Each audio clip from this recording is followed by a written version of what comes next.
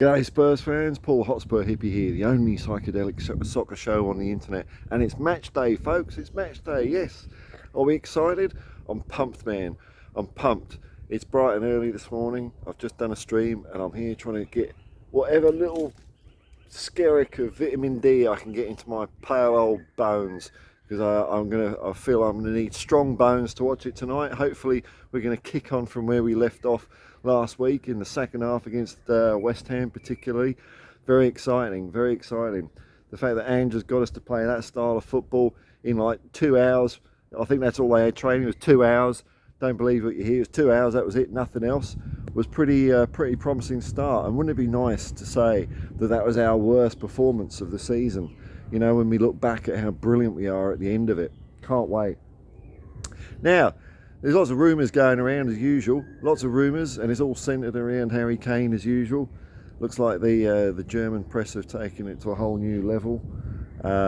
One of their journalists, bit of a desperate act, turning up to the press conference in a Harry Kane Bundesliga journo from Bayern Munich.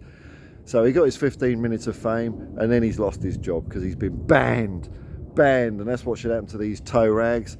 Why is a journalist, right, in general, you Fleet Street meatheads or whatever Strasser is the equivalent in Germany and Berlin, you're there to report the news, not try and make the news. It's not about you, man. It's not about your personality and your stunts on the internet. It's about what's happening.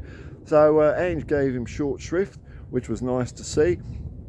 You came all the way to do that, did you? Yeah, made him feel like a real knob. And there's pictures of him out there holding up that shirt with Kane written on the back. His 10 minutes of fame are fading quickly. Fading. Like a meteor plopping into the water out there. Just a faint sizzle. No one will know it ever happened. No one will even know it ever existed, this stunt. Was it worth it, mate? No, it wasn't. But other rumours. It looks like there's a bit of a troika, a Zvezda troika of strikers at the moment. You've got Vlahovic, you've got Kane, and you've got Mbappe. And where will they settle? Nobody knows, because just in the last hour or so, and this has got to be rubbish, isn't it? But there's rumours that Tottenham are having a sniff at Mbappe. I can't believe this has got to be crap anyway, isn't it? We can't even. Oh God, this tree's cracking a bit. Fall backwards onto my arse into the swamp. That'd be good. We can't even sign a £5 million 18-year-old. I don't think we're going to be going for Mbappe. But let's just ride out this fantasy to the conclusion. We sell Kane and get Mbappe. I'm happy with that.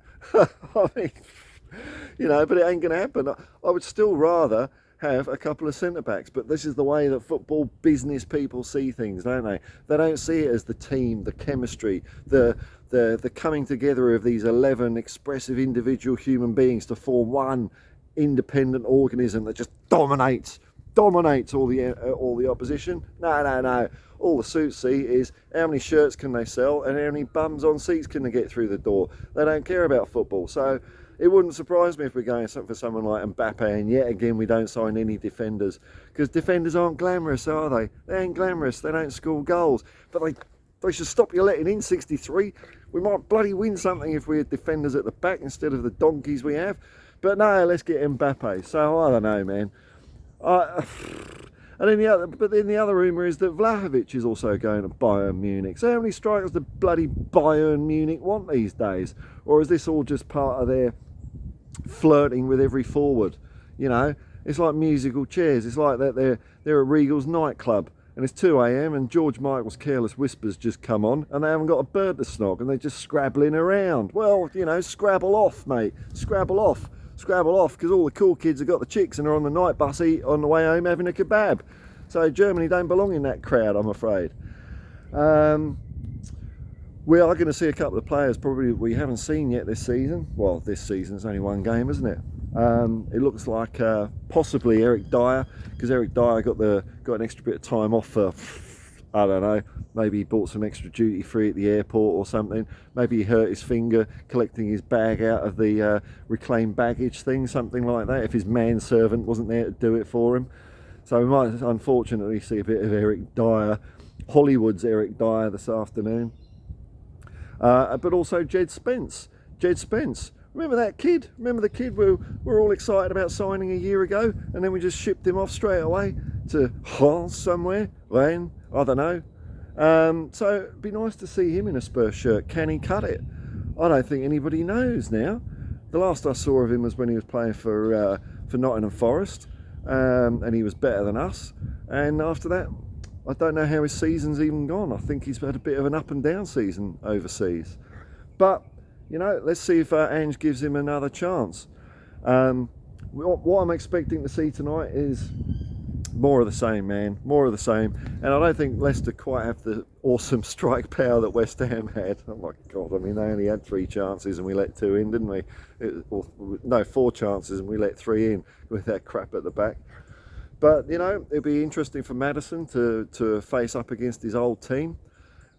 Leicester have got their work cut out this season to get bounced straight back up. It's a tricky, tall order to do for a lot of clubs, but this is how we get a chance to see if they've got any chops. But I'm expecting complete forward domination again by Tottenham. I think we absolutely blew West Ham out of the water last week, and I think we're going to blow the Foxes out of the water. Foxes can't swim, can they? I don't know. I'm no biologist, but what's a zoologist? Yeah, I'm not a zoologist. I don't think foxes can swim. I think we're just going to drown them. I think we're going to drown them with silky football, progressive football. I'd expect to see Kane get on the score sheet and stoke those rumours up. You know, was he staying? Is he going? Who gives a shit? Who gives a shit?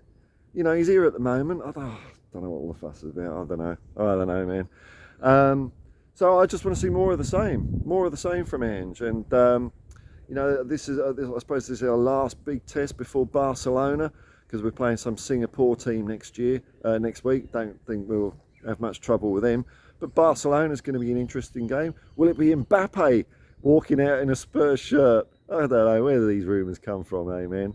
If we can't sign Tapsoba and Van der Ven, I don't really want an Mbappe. I want defenders, man. I want defenders. I want to play football from the back out, not shitting ourselves every time it goes to our back 4. But are you looking forward to it? Now, nearly 1,000 subscribers, which is tops. Thanks to everyone that's been clicking like and subscribe. I'm probably going to do a stream about an hour and a half before the match starts, see if there's any late news or anything like that. Join us along for a little chat. Usually just talk bollocks. But until game time, stay safe. Safety third. Peace and love, man. Peace and love. And come on, you Spurs.